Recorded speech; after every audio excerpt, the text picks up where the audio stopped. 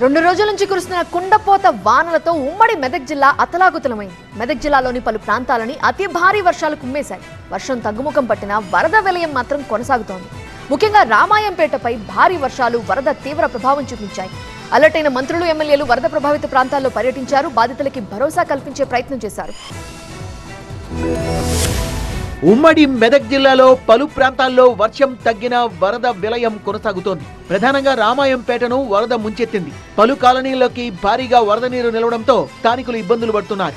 మెదక్ జిల్లాలో భారీ వర్షాలతో తెలంగాణ ప్రభుత్వం అలర్ట్ అయింది. రామాయంపేట వరద ప్రభావిత ప్రాంతాల్లో మంత్రి దామోదర్ రాజనరసింహ పర్యటించారు. నిజాంపేట మండలం నందిగామ దగ్గర కుంగిన రోడ్డును పరిశీలించారు. అలాగే రామాయంపేట మండలం పర్వతాపూర్ కాట్రియాల మధ్య భారీ వర్షాలకు తెగిపోయిన రోడ్డును మంత్రి వివేక్ వెంకటస్వామి పరిశీలించి పంట నష్టంపై రైతుల్ని అడిగి తెలుసుకున్నారు.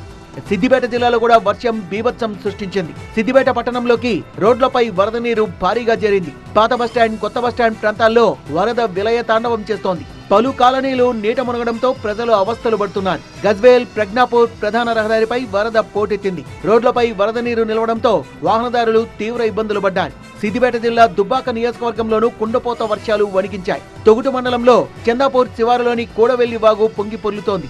ఇళ్లలోకి వరద నీరు చేరగా ముంపు ప్రాంతాలని సిద్దిపేట జిల్లా కలెక్టర్ హైమావతి, సిపి అనురాధ పరిశీలించారు. వర్గల్ మండలంలోని నాచగిరి లక్ష్మీనరసింహస్వామి ఆలయం దగ్గర హల్దీవాగు పొంగి పొర్లుతోంది. ఏడుపాయల వనదుర్గ మాత ఆలయం దగ్గర మరోసారి వరద పోటెత్తింది. ఏడుపాయల అమ్మవారి ఆలయం జల దిగ్బంధంలో చిక్కుకుంది.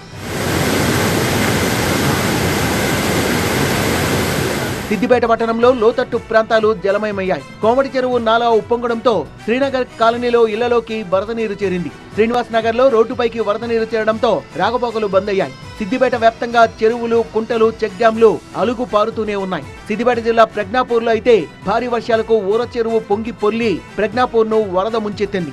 సిద్దిపేట పట్టణంలోని వరద ప్రభావిత ప్రాంతాల్లో మాజీ మంత్రి హరీష్ రావు విస్తృతంగా పర్యటించారు. సిద్దిపేటలో లోహిత్ సాయి హాస్పిటల్ రోడ్డు, శ్రీనివాస్ నగర్, శ్రీనగర్ కాలనీలతో పాటు మత్తడి పారుతోన్న కోమటి చెరువును పరిశీలించారు హరీష్ రావు. సిద్దిపేట జిల్లా దౌలతాబాద్ మండలంలో పర్యటించిన ఎమ్మెల్యే కొత్త ప్రభాకర్ రెడ్డి రోడ్లు, చెరువుల్ని పరిశీలించారు. ప్రజలు అప్రమత్తంగా ఉండాలని సూచించారు.